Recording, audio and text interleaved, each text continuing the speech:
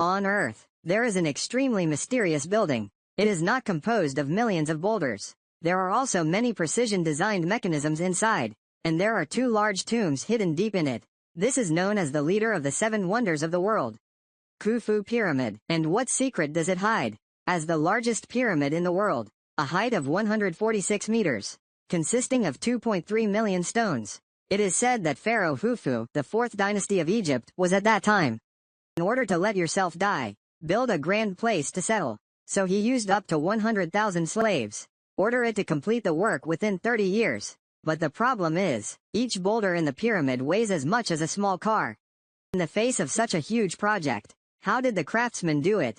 2013, archaeologists on the edge of the Red Sea discovered a piece of papyrus from Khufu era. After research, it was found. This is the diary left by a pyramid builder at that time.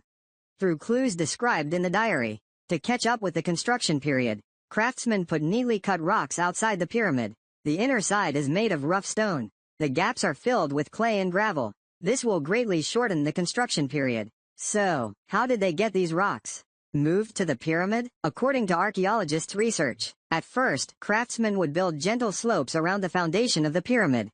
Then drag the boulder up. As the height continues to increase, make the ramp steeper. So the craftsmen built the pyramid to a height of 100 meters. A narrow spiral ramp was built along its edge. So, this will reduce the slope as much as possible, thus transporting the boulder to the top. And in ancient Egyptian culture, white is considered a pure and sacred color. So when the top of the tower is completed, it also covers an expensive layer of white limestone on the surface. This symbolizes life and resurrection. To this day, the white shell is destroyed by the years. Already disappeared. Only yellow rock structure remains. And unlike other pharaohs, Khufu's tomb is located in the middle of the pyramid. When archaeologists conduct advanced mapping and analysis on their internal areas, they find there is a downward corridor inside, direct access to the queen's palace. That is where the Hu couple is buried. There is also a 3-story corridor above it. It leads to a larger room. And this is the main tomb of Pharaoh Khufu. There are rich treasures buried in it. And there is a deep pit just below the pyramid.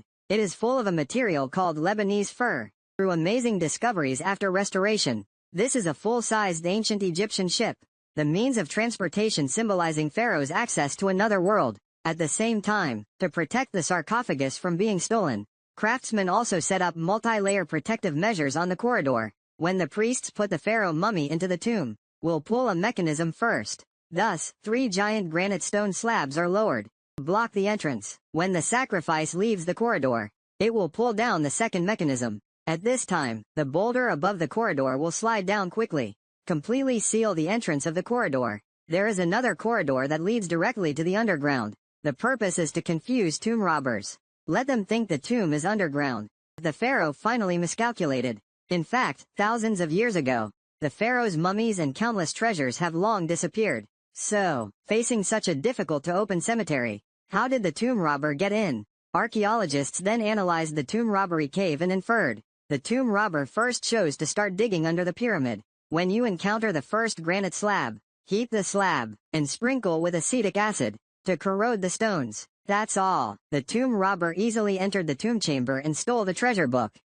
But because this tomb robbery tunnel is very accurate, not only was it not blinded by the downward corridor, and it also avoids all mechanisms almost perfectly, direct to the tomb room. Archaeologists agree that the tomb robber must be a designer who is familiar with the internal structure of the pyramid, or the descendants of craftsmen, and this incident is likely to be conducted shortly after Khufu's death.